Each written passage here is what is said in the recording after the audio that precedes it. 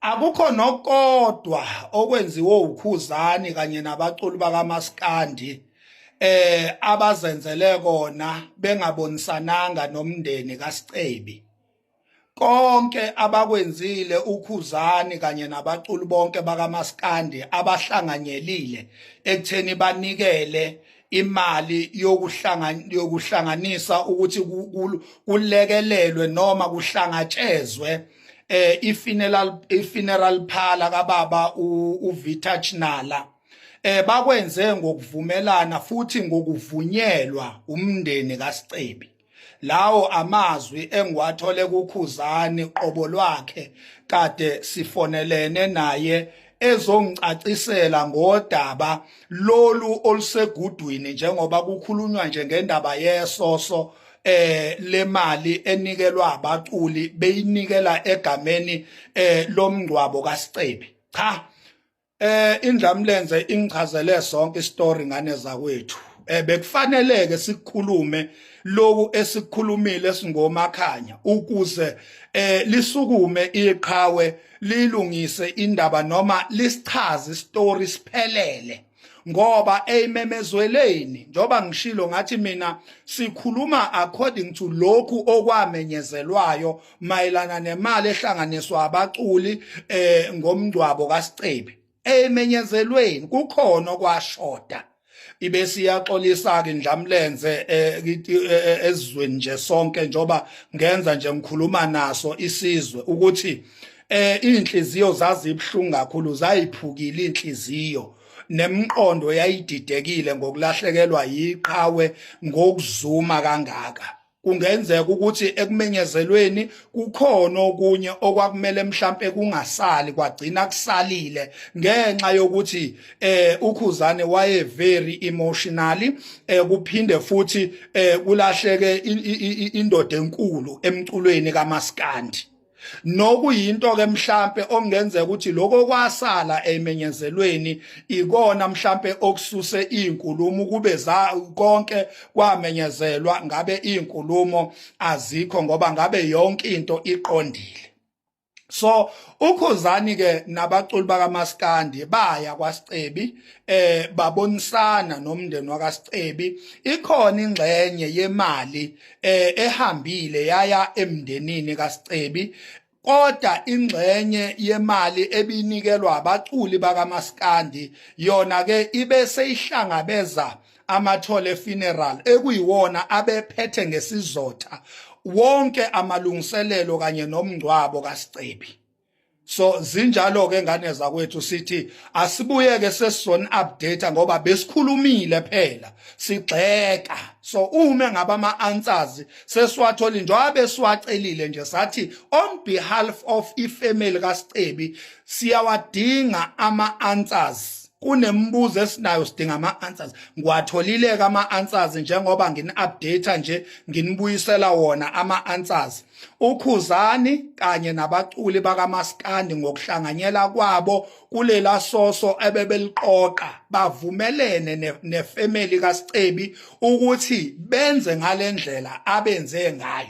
Uze wenza isibonelo kuKhuzani ukuthi uyakhumbula ukuthi babe naye ubabunala before ilanga lomngcwabo belungiselela bedecorate iground la bekubanjelwe khona yonke inkonzo yomngcwabo kaSicebi. Babe khona lapho zitrendile izithombe namavideo. Ubabunala wamathole funeral nokuyena obephethe ngesizotha umngcwabo kaSicebi wayekhona. Umbuzo ke uthi uma ngabe bengamukelwe ifamily kaSicebi kanti babe wenza kanjani amalungiselelo bebonakala benefamily kaSicebi? So leyo nto ke iphendula yonke imibuzo ethi ngabe bebevumelene yini nefamily kaSicebi.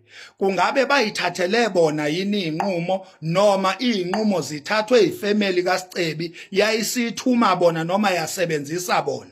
I-answer yaleyo mbuzo ithi yebo bebevumelene nefamily kaSicebi, akukho abazenzele bona. Konke bebethobela inqubomgomo yakwaDlamini kwaSicebi. Akukho ekuthiwa bavele bazenzela nje. ifamily kaSicebi ithathe inqumo yabonisana noKhuzani ukuthi imali enikelwa abaculi bakaMaskandi ayisetshenziswe ngalendlela. So benze konke oKhuzani ngokuvumelana noma ngokuvunyelwa ifamily yakhe ngqo uSicebi. Lokho kusho ukuthini? Kusho ukuthi akukho okuwrong noma okuphuma endleleni okwenziwe uKhuzani noma okucasula ifamily kaSicebi ngoKhuzani. Into eshodile nje ngokubuka kwethu ke singomakhanya kushode eyimemezelweni ukuthi abantu ba-updatewe ukuthi ifamily was involved in every decision making yokufihla kaSicebi. Family was the one who took all the decisions and gave go ahead kubantu abebezowulekelela abanjengabo ke oKhuzani nobaba uVita Chinala wamathole funerals. So konke ke emngcwabeni kaSithole kuhambe kahle ngokwefamily isebenzisana noma ilekelelana noKhuzani nabaculi bakaMaskandi kanye nefuneral parlor amathole funeral. Siyanibonga ke Khuzani, mkhulu kakhulu imisebenzi eniyenzile. Baba Vita Chinala, mkhulu kakhulu ndoda yamadoda umsebenzi owenzile. Lokhu nje ukuthi uhlangabezane nabaculi bakaMaskandi. Bathi thina sinalokho, wena bese uthi mina ngizo-eda kuloko okushodayo. Cha, izandla zedlula ikhanda. Siyakubonga kakhulu lokho okwenzile. Siphinde sibongeleke kanye nefamily yakhe uSicebi inkosi yami. Siyayibongela ukuthi umngcwabo ube nesizotha, waba nesithunzi, wahlonipheka, waba sezingeni elikhulu ngenxa yokubambisana kwawo kanye noKhuzani nabaculi bakaMaskandi nobaba uVita Chinala wamathole funeral. Lolo bumbano, lokho kubambisana, lokho kubonisana ebenikwenza, cha kube impumelelo. Sibona amavidiyo, sibona umngcwabo, izinga, yonke into was superb. Siyabonga ke family, siyanibongela family kaSicebi. Okunye ke umuzi kaSicebi awushiye engawuqedile.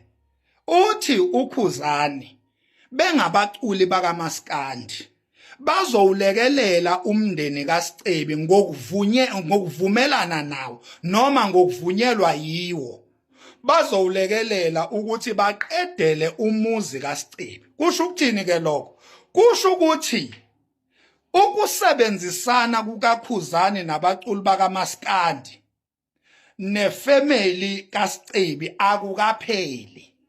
Uhambo lisaqhubeka. Umuzi uSicebi ashiye engawuqedelile, abaculi bazinikele ukuthi bazoqhubeka balekelelane nefamily kaSicebi uqedelwe umuzi kaSicebi. So nalapho njalo siyababaza futhi siyabonga. Sibabaza nje inhliziyo enhle engaka, sibabaza ukusebenzisana, sibabaza loluzwelo nalenhliziyo nje emnene engaka lapha na kuindlamlenze umfoka Mpungose kanye nabaculi bonke. Cha, ngane zakwethu akukuningi, bekuyiloko nje ukuthi ngini update ukuthi sithintene noKhuzani.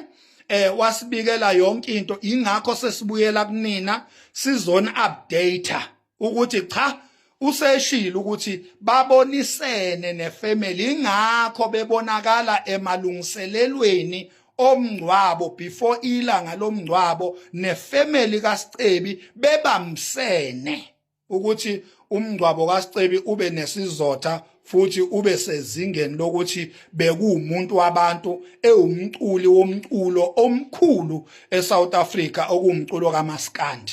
Ilokho ke ngani zakwethu ngithi ke alwehlanga lingehliyo, qhubekani ke nje nokududuzeka, silahlekelwe kakhulu lapha kuSicebi. Sibonge ithuba.